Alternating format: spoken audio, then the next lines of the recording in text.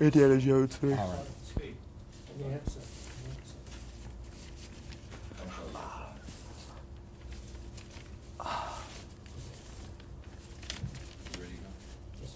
Bill?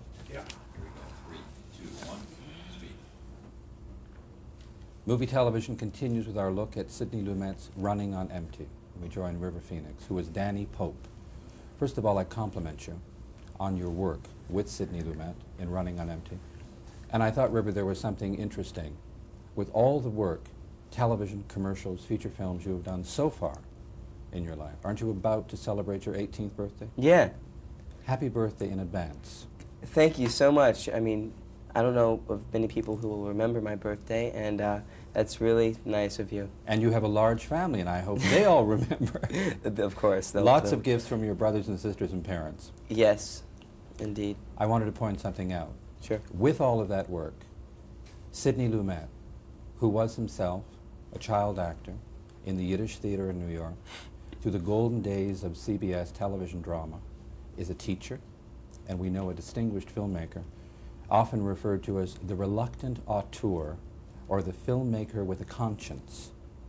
Sidney Lumet taught you things, technically, about the camera, the lack of self-consciousness, and the actor's awareness of where the camera was at all times. How did that come about, River? He taught me that? I thought it was something that you said Sidney Lumet had given you that other directors so far might not have given you. Oh, definitely. He is very spontaneous in his directing and calls for that in the acting, you know, and there's not a lot of repetitive stuff, a lot of takes. I mean, it's very organic, I feel, and what's the word? Candid. I think, you know, pretty early on. I mean, you don't get to 4 takes with Sidney, which is really nice, and most of them are 2, 1, and he's really, really good. And, Let me ask you something else about the actor working and being aware of the progress of his own work. When you and Richard Benjamin were working together on Little Nikita with Sidney Poitier, Richard Benjamin, who you described as a nice guy, very calm, very quiet on the set, was reluctant to show you the rushes, or for people who aren't in the film industry, the previous day's work. Sidney Lumet was very happy to show you and the other cast members the rushes. Are there advantages, River, to seeing the rushes for the actor? You know, it really depends on the character and the role that you're playing. In Nikita, it was appropriate because Jeff is supposed to be completely disillusioned with his whole life, completely torn in between this and that, and the rug basically has been pulled out from under him, and that's kind of the feeling I get when I don't see rushes. And I spoke to Richard beforehand about that, and he let me see 2 scenes in rushes, and that was fine. I was very, you know, happy because it was appropriate for the role. But for something like this, or for something like Mosquito Coast, I saw the rushes on, and it works fine with me. I don't get self-conscious with them at all, or it helps you stand back. When I see rushes, I'm not there as character watching the rushes, because then that makes you self-conscious. If you're there as River watching something that you're detached from, it confirms who that character is and just makes that image more vivid in your mind, so you can go into that, and it helps me a lot. It really enforces my character. One of the reasons that Running on Empty touches the heart and the emotions is the on-screen reality of the relationship between Christine Lottie, Judd Hirsch, and River Phoenix as the son. What did you know about Christine Lottie, first of all, before you began this movie? What did you know about the woman and the actress? I didn't know much about the woman. I knew, well, I heard a lot about, you know, all the guys I'd ever known, like, oh, Christine Lottie, Jesus, you're working with Christine Lottie? Housekeeping was something that hadn't come out yet, and I had seen her part that she,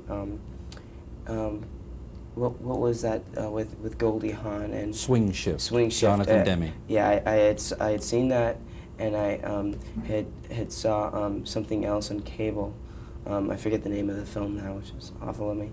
But well, I mean, everyone refers to her as being like a great actress, you know, and so my hopes were already right there as far as being secure with, you know, who was playing my mom, so I was really And Judd Hirsch? And Judd, I grew up watching Judd practically. Whenever we had a television around and we could get the local station, we would flick on Taxi. In fact, recently, the only station we get now where we live is, it's all fuzzy and messed up, but we get it, and we're there at a certain time every night to watch Taxi, and it's great seeing Judd on Taxi. I love that. That show slays me. But anyway, Judd was great to work with, and I'd known that he was versatile as far as an actor and wasn't just a sitcomster, that he also had done Ordinary People and, you know, a lot of different films, and I was really confident, and especially after the first 2 weeks of rehearsal, we all meshed and blended so well together. The chemistry was really good, and the communication was really good, and it was really good, so I was really happy. River, while your film debut may have been with Joe Dante in Explorers, as a Canadian citizen, I'm curious about, not only because of the impact Rob Reiner's Stand By Me had on all of us as moviegoers, but you worked with Kiefer Sutherland at a turning point in his professional life. Mm-hmm.